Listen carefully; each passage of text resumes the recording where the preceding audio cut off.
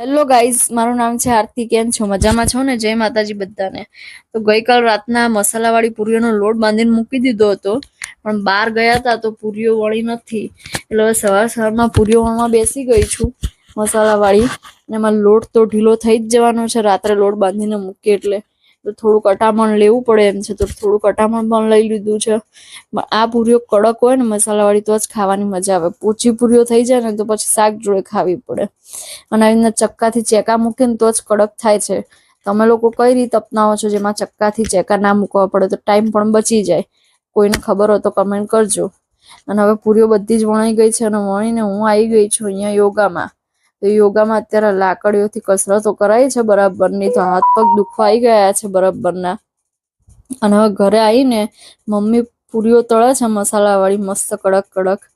અને તમે મસાલાવાળી પૂરીઓ વધારે ભાવે છે કે પછી મેદાની બનાવો છો? કઈ કઈ રીતના પૂરીઓ બનાવો છો?